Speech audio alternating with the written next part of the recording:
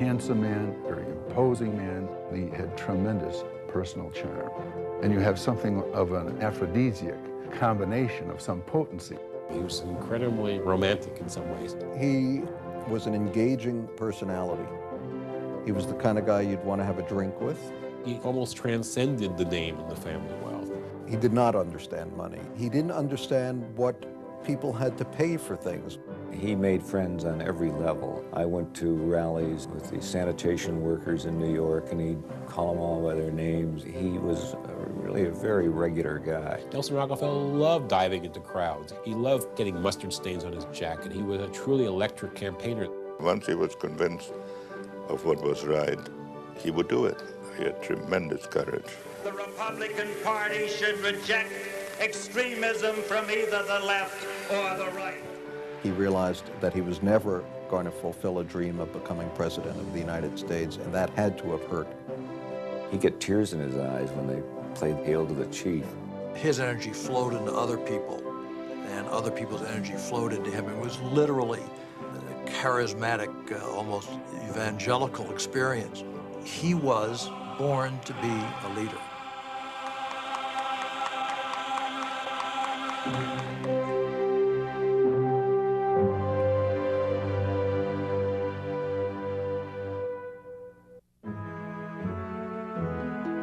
The road to the enormous Rockefeller fortune started in the late 19th century when John D. Rockefeller Sr., the son of a peddler, founded Standard Oil. Soon, he had become one of the richest men who ever lived, who by the 1880s controlled most of the world's oil. Rockefeller Sr. was tough and focused, reviled as the worst of the robber barons, a man who made his vast fortune by the sweat and blood of his workers. His grandson, Nelson Aldrich Rockefeller, one of the heirs to his vast fortune, was born July 8, 1908, in the family summer home of Bar Harbor, Maine, on a cool and rainy day. He was the third child of Abby Aldrich and John D. Rockefeller Jr., Rockefeller Sr.'s only son. Nelson's parents were delighted with their newest son, a lively, healthy baby of 9¼ pounds.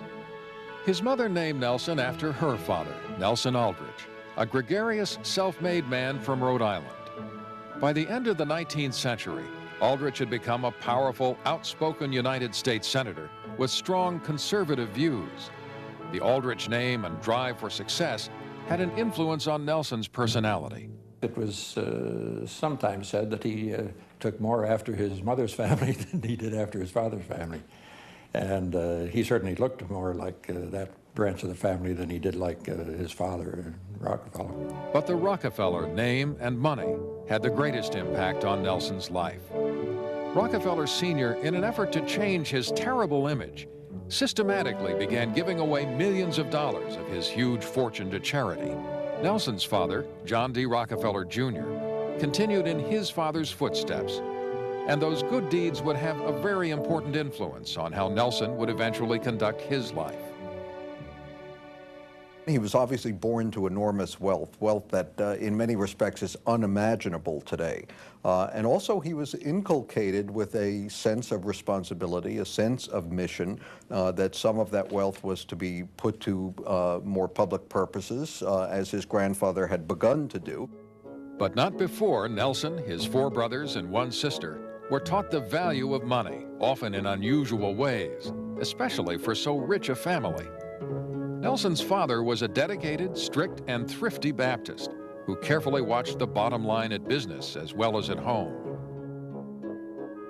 To that end, Nelson and his brothers had to perform small chores at home in New York City and on the vast family estate at Pocantico Hills, 28 miles from Manhattan.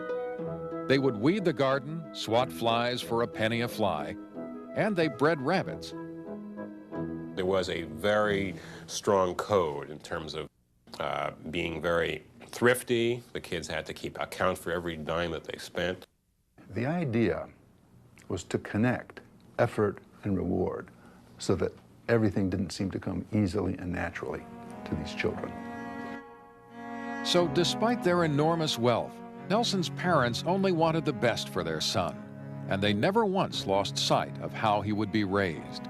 Nelson Rockefeller was brought up in a progressive fashion by a relatively old-school father and a modern mother. His parents were wise enough to know that a child who was born with everything attainable, born to great privilege, born to great advantage, will not develop a sense of worth, a sense of values, a desirable character without a certain shaping. From his 30-cent weekly allowance, Nelson was taught to save 10 cents and to give 10 cents to charity. So his father taught Nelson that money had to be earned by hard work, and his best reward would be in how he used his money to help others. From his mother, he acquired his direct approach to the world. Well, Abby Rockefeller was the great inspiration behind his artwork, behind, I guess, the exuberance. He got from her, in the sense, the Aldrich genes, this kind of outgoing, embracing the world kind of attitude.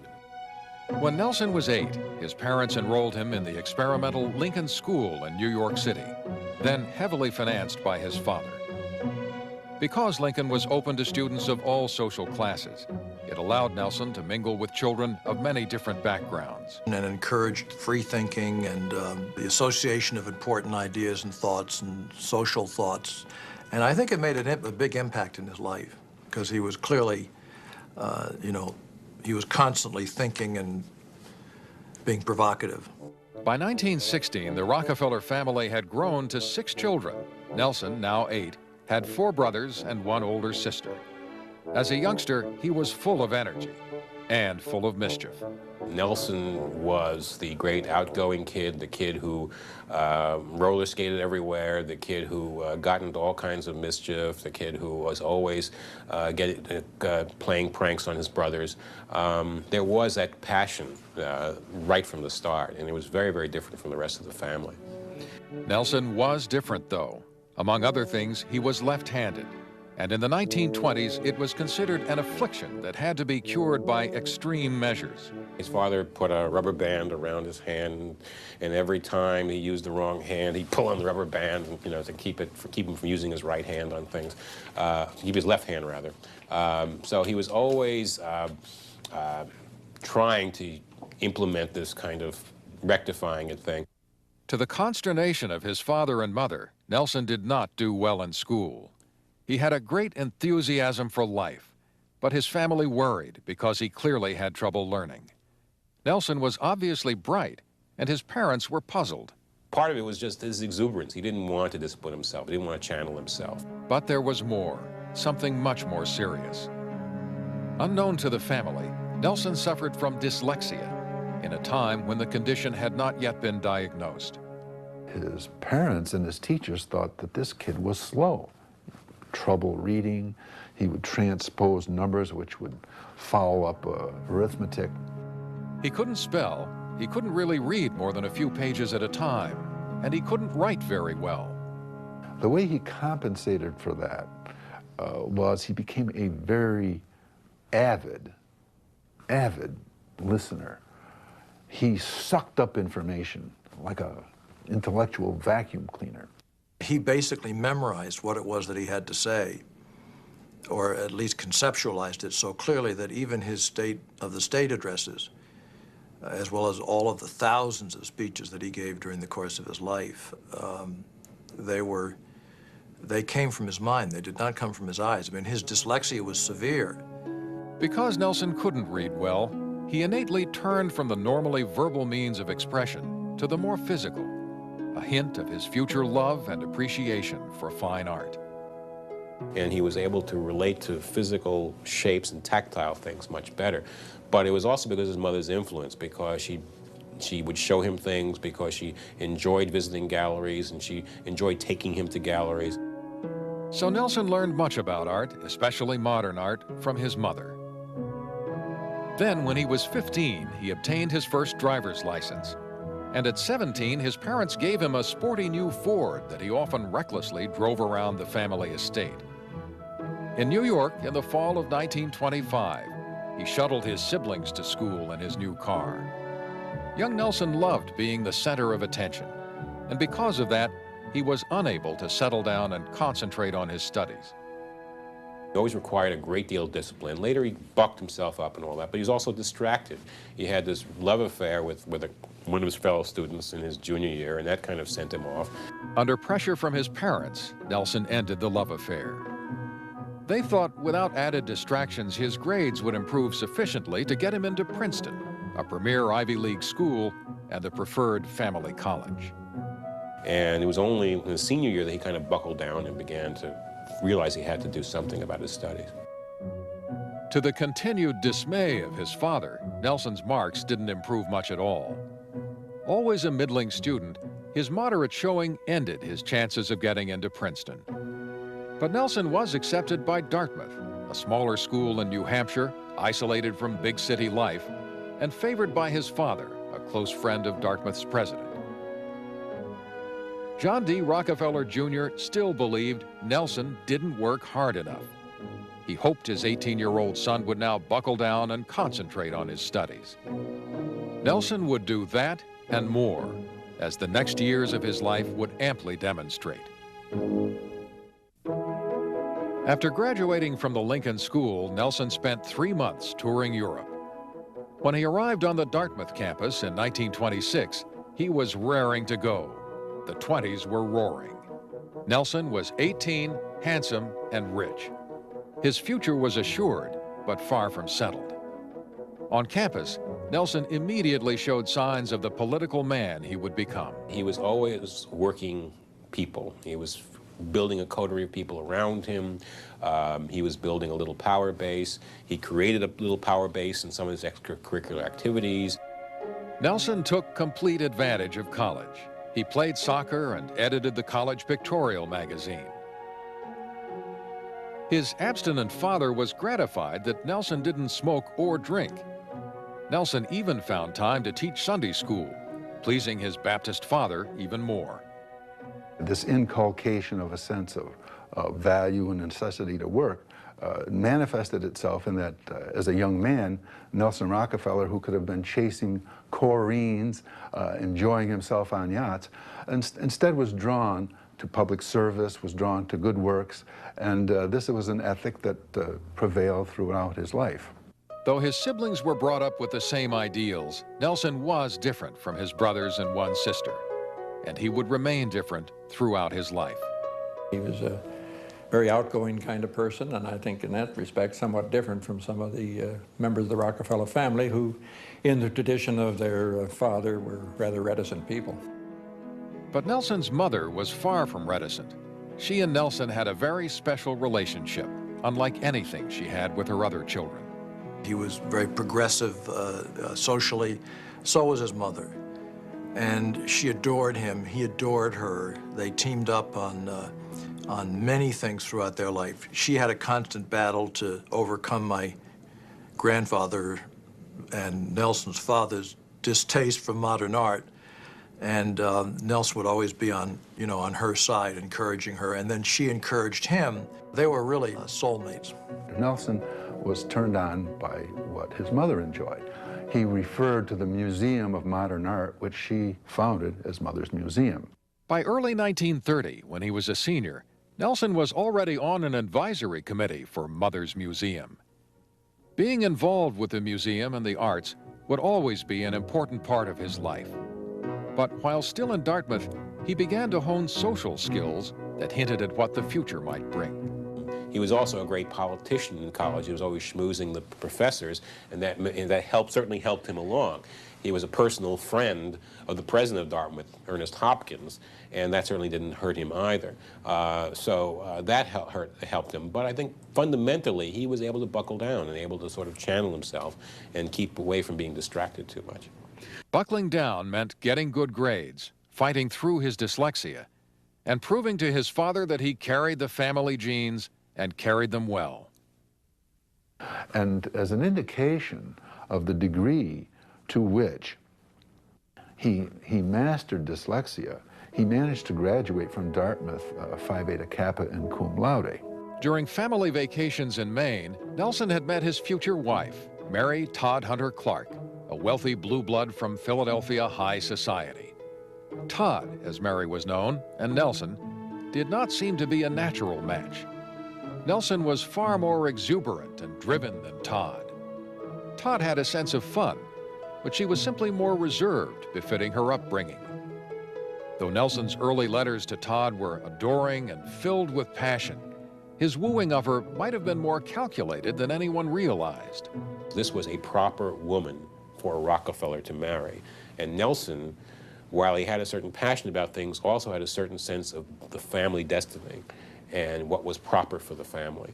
And you can't help concluding that he chose her partly because of this real passion he had for her, but also because she was a perfectly suitable mate for a Rockefeller and a perfectly suitable mother for a Rockefeller's children. Soon after Nelson graduated Dartmouth in 1930 at age 21, he and Todd had a big church wedding outside Philadelphia. Todd wore an ivory satin dress with a panel of old lace, and she carried a bouquet of lilies and orchids. Nelson wore a morning coat and striped trousers. After the 10-minute ceremony, the newly married couple were greeted by a crowd of well-wishers waiting outside the church. Nelson was exhilarated, while Todd seemed to be standoffish and uptight. At the reception that followed at her father's opulent estate, despite prohibition and over the objections of Nelson's temperate father, champagne flowed for the more than 1,500 invited guests. 2 months later, the newlyweds were off on their honeymoon, what Nelson called a little trip around the world, a gift from his father and mother. It was as if a royal couple was on a grand tour. Only wherever they went, from Bangkok to China, it was a Rockefeller prince showing the flag where the family had major business interests. This was a kind of the tour of a man who was destined for great things, who was already, in a sense, building his bases and meeting great people. It was a very serious-minded honeymoon for the most part, extremely exhausting. 9 months later, Todd and Nelson were back home in New York, where he went to work in the various family enterprises. Though it was the height of the Depression, he was paid a good wage of $75 a week. But he was very unhappy doing menial jobs like being in charge of the few milk cows on the Pocatico Hills estate. Clearly, the tasks he was first given didn't fit his temperament or burn enough energy. The awards are going to be given today to some 24 men who've done outstanding work in their particular field. The one job where he had great success, especially during the Depression when money was tight, was renting out space in the family's huge, new, and daring high-rise office complex in Midtown Manhattan called Rockefeller Center. But there were important issues that had to be decided between John D. Rockefeller Jr. and his 5 children, which Nelson had no hesitation helping solve. He had a very forceful personality, more so than the others. He was gregarious, he was outgoing, and I think, very frankly, he wanted always to be a leader of whatever institution, even as small as the family. With Nelson as their unofficial leader, his brothers and sisters needed his help. Their allowance when they were children was minuscule. When they became adults, John D. Rockefeller Jr. still kept his children on a short leash. The allowance he gave them was still small, and he paid most of their other expenses. But his children wanted their own money for their own enjoyment and for their growing families. So Nelson and his siblings drafted a very proper letter to their formidable father, which pleaded their case for financial independence. To their surprise, he agreed in a big way, and in 1934, during the height of the Depression, each child was given stock worth millions of dollars, making them instant millionaires in what was the first of many transfers of John D. Rockefeller Jr.'s wealth to his children. Along with his brothers and sister, Nelson welcomed the large infusion of money. For one thing, he had to pay for his cars and homes, and had started spending a lot of money on his growing collection of modern art. And by the end of the decade, he had 5 children.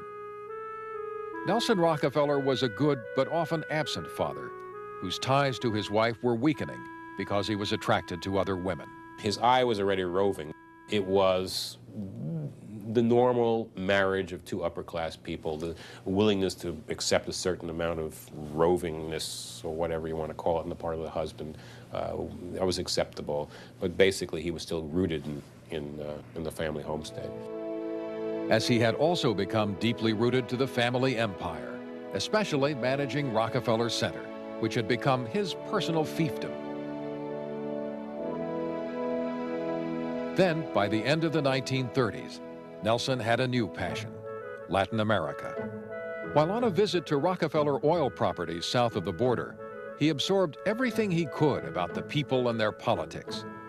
Sensing that war in Europe was imminent and that America would need Latin American support, Nelson wrote a detailed report that he arranged to have placed in President Franklin D. Roosevelt's hands.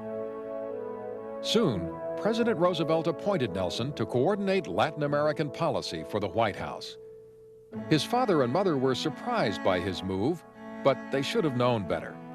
After all, they had so much to do with forming his character. He clearly had a tremendous sense of obligation, but it wasn't a burdened obligation. It was just sort of joyful. You know, what horrible problem do we have next that I can get my teeth into because I want to solve it? And that's the way he was. And that was his mother, but his father's sort of constant, stern sense of, you know, you're lucky, and now you got to give a lot back. In 1940, when Nelson Rockefeller was barely 32 years old, he was on his way to Washington and his first major government appointment. Following his father's beliefs, he would start giving back, but he would do it in his own inimitable way. It would be his first taste of government in what would become a 36-year run in the halls of power. It was 1940, and the world was on the verge of World War II. Nelson Rockefeller was only 32 years old, and in some ways, he was the original Mr. Smith, the prototype of Jimmy Stewart, innocent and full of life. Rockefeller arrived in Washington to protect the nation's interests in Latin America. He quickly built a huge staff and sometimes acted like a czar, thus gaining enemies by trying to do too much. So he was a great titanic force, the eager beaver to end all eager beavers. He had that take charge, I'll never stop kind of attitude. Over the next 15 years, Rockefeller would be in and out of government and in and out of Washington. He had become a man who cultivated important people to help carry him to the top. Some called him the supreme schmoozer. During the 1940s, he made friends with Vice President Henry Wallace. And even J. Edgar Hoover was swept into Rockefeller's orbit. But the people he cultivated in high places weren't always high enough to keep him in Washington. After the San Francisco Conference, United Nations, where I was Assistant Secretary of State, and Roosevelt had died and Truman had come in, and he wanted an all-democratic structure. It was the end of the war. So I was fired. I didn't want to be, and at that point, I really was upset. I got to tell you the truth. In 1945, Rockefeller was only 36. He would spend the next 5 years in New York. Though he now headed Rockefeller Center and had become president of the Museum of Modern Art, his craving for action was not satisfied. While out of government, he spent more time with his family and eagerly passed on to his children the lessons of thrift he learned from his father. Then, in 1948, Rockefeller's 73-year-old mother, Abby, died of an unexpected heart attack. Her death stunned the family, but none more than her favorite son, Nelson. He was shaken by it because this was, in a sense, his soulmate. He lost the one great confidant he had, the one person he could emotionally trust and could emotionally open up to. And again, he really could not emotionally open up to his wife. By now, Rockefeller had grown even further apart from his wife, Todd. Nelson loved the action and infighting of politics, and he enjoyed the intensity of big business. Todd preferred to stay in the background and allowed Nelson to go his own way. The differences in their personalities, noticed during the first days of their marriage, had only grown, and they started leading separate lives. She devoted herself completely to bringing up their 5 children, and he, somewhat freed of that responsibility, started having affairs with some of the younger women who worked for him. The women in Nelson's life were not, bimbos. They were not dumb blonde types. They were all women of some accomplishment in breeding and women who could stand up for themselves. In 1950, Rockefeller was back in Washington, but now he was working for President Harry Truman to help the struggling Third World. As usual, Rockefeller tried to do too much. And again, those in power forced him out of Washington. But in or out of government, Rockefeller often sponsored conferences on world issues, where he brought together the best minds he could find to develop his wide range of ideas. Nelson Rockefeller maintained what you might call a shadow cabinet, whether he was in or out of public life.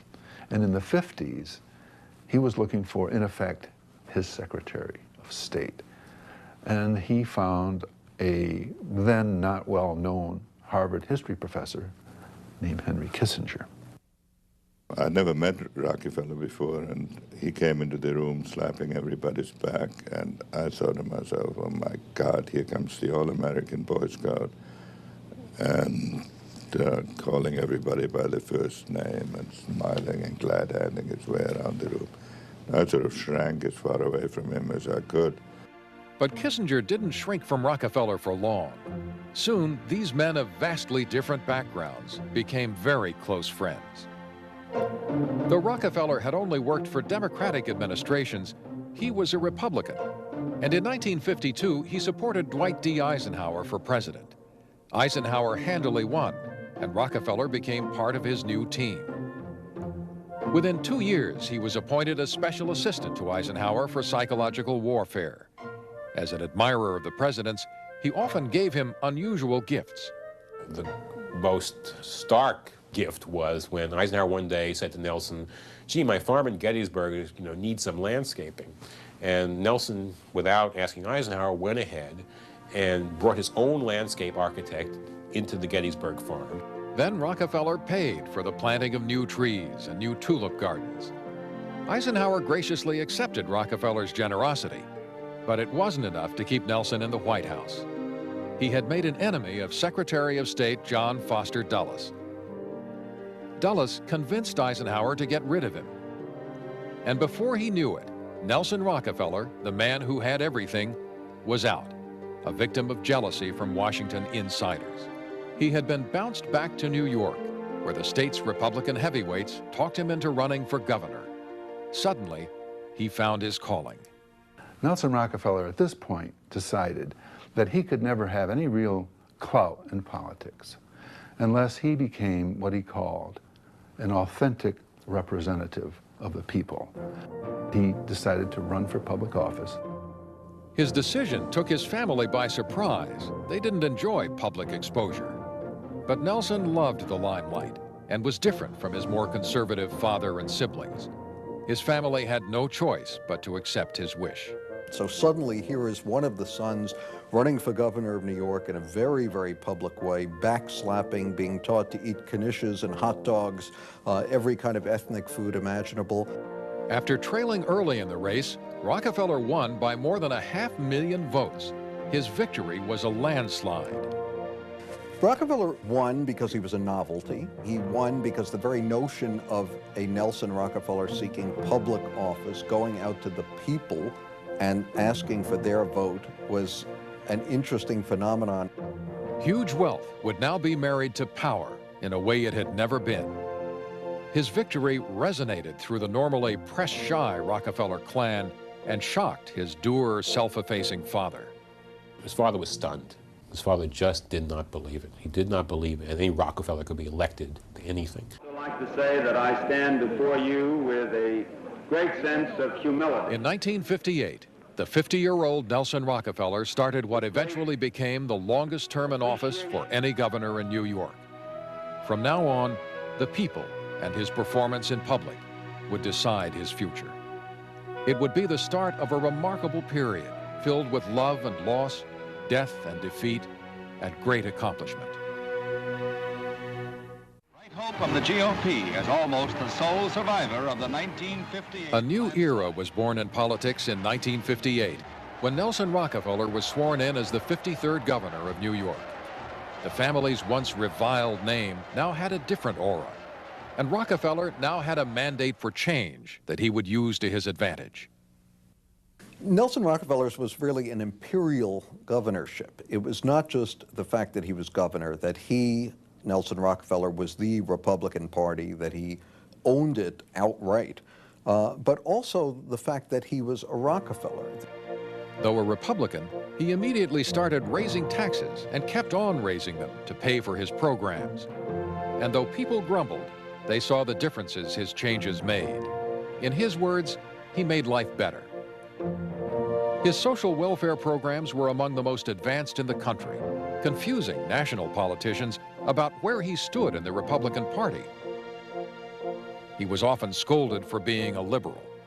He was a liberal in the sense that he really believed in doing good for the common man, for improving life, improving society.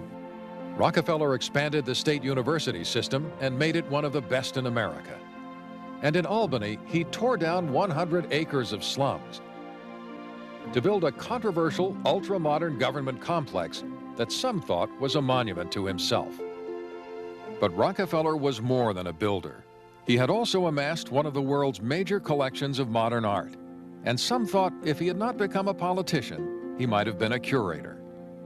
He saw things very quickly and would make up his mind quickly. He didn't linger or say, you know, I'll come back a week from now, or I have to ask someone. If he liked it, and he got it. He filled the grounds of the Pocatico Hills estate with masterworks of modern sculpture, and he filled the inside of his home with his favorite paintings.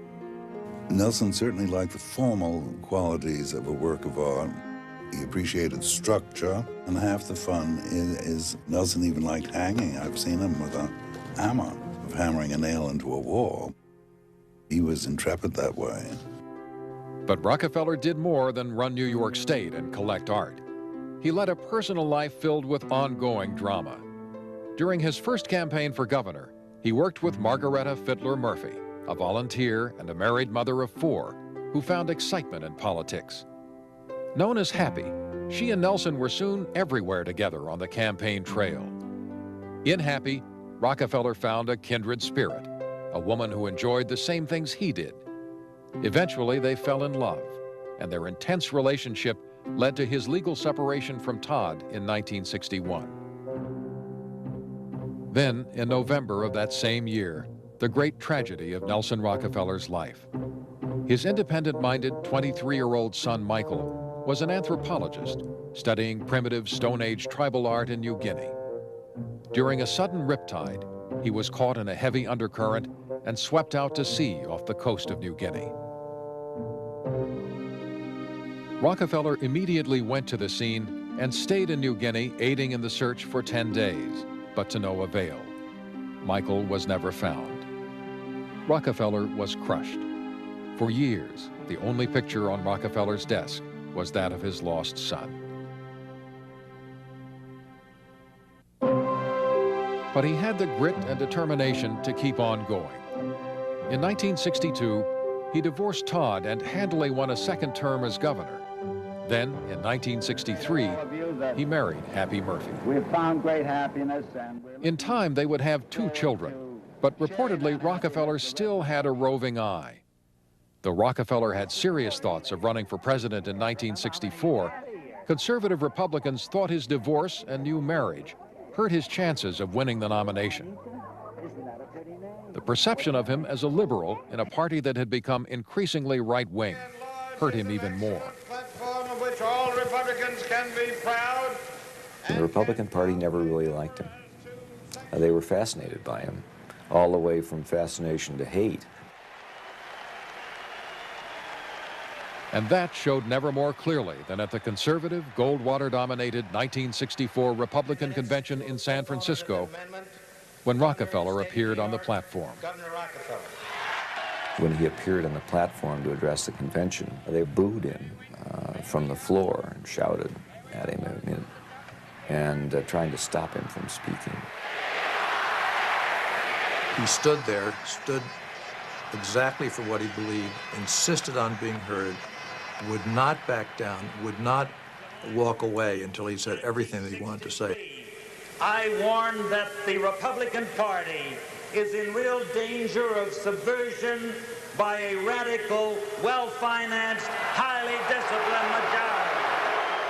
Though many thought it was Rockefeller's finest hour, his relationship with the Republican Party was changed forever. He told me, he said, I'm never going to run for the presidency again. That's it. This party doesn't want me. I'm not welcome. I'm still a Republican, but I know I'm not welcome in the national scene as a Republican. But once it was in his blood, he never lost his desire to become president. So in 1968, when he was 60, he tried again. But he didn't run a particularly good campaign, and the party chose Richard Nixon instead. Back in Albany, Rockefeller concentrated on running New York. Then, in 1970, when he was 62, he ran a tough campaign to win an unprecedented fourth term as New York's governor. The next years of his life would resound with near crowning glory, huge disappointment, and the controversy surrounding his untimely death. Winning a fourth term as governor in 1971, when he was 63, did not satisfy Nelson Rockefeller's real itch, to be president. He had New York to run, but he had to change his politics if he wanted higher office. As Nelson Rockefeller saw the number of chances that he would have to run for the presidency diminish, I think that he tended to move more towards the right. Making his move to the right became easier in 1971, when 1,200 inmates at the maximum security prison at Attica rioted and took 39 hostages to protest racism and overcrowded living conditions. Though Rockefeller was urged to go to Attica to meet with the prisoners, he refused. Those inmates were really looking for some kind of a cause and a battle. And it got charged with great emotion and politics and so forth. And the governor stood his ground. Then Rockefeller made what became the biggest mistake of his political career. He sent in heavily armed state police to take back the prison. The state troopers went in with shotguns blazing. In the brutal fighting, 30 convicts and 10 hostages died. More than 200 prisoners were wounded. The results at Attica will forever be infused with controversy. I see Attica as a botched job, a poorly conducted operation, and a tragedy of errors. But Rockefeller had no regrets. I feel that the decisions that were made under the circumstances are the right decisions. Now in his fourth term, with Attica still fresh, he pushed through the harshest anti-drug laws in America and cracked down on abuses in the welfare system. Some critics accused him of reversing his earlier, more liberal positions. Then, to the surprise of everyone, he resigned as governor in 1973. The country was reeling from Watergate, and Rockefeller thought whatever happened to Nixon, he might have a chance at the presidency. But then, the unforeseen. President Nixon resigned, and Vice President Gerald Ford became president. His unexpected choice for vice president, Nelson Rockefeller. I decided that my new administration needed a strong person who came from a different political environment. At first, when President Ford asked him to be vice president, he'd made that comment, "I'm not standby equipment. I'm not going to be vice president." But Rockefeller had enormous respect for the office of the president and accepted Ford's offer. Since he was appointed and not elected, Rockefeller underwent an intensive congressional inquiry. After 4 months of hearings, he was approved and sworn in as vice president. President Ford tried to keep him busy, but Rockefeller was never really happy. Like other vice presidents, he performed mostly ceremonial duties. I thought Nelson was a first-class vice president. He came in and did everything I asked him to do and did it very effectively. Rockefeller's faithfulness was not rewarded.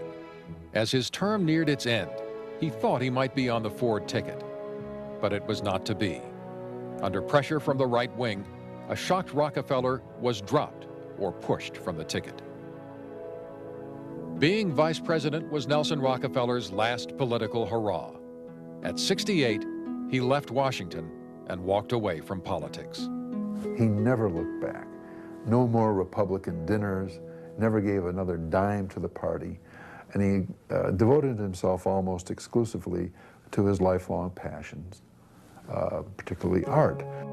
He started a company to make reproductions from his personal art collection and sell them to the widest possible audience. There's nothing like being able to live with beautiful things in your home. To me, the creation of an environment of beauty gives peace, it gives inspiration, it's almost a spiritual thing. Rockefeller at 70 now pursued his new business with the same vigor as he formerly pursued his life in politics. But his health was not good. The governor had experienced some of the symptoms of heart disease. He was being seen by a doctor.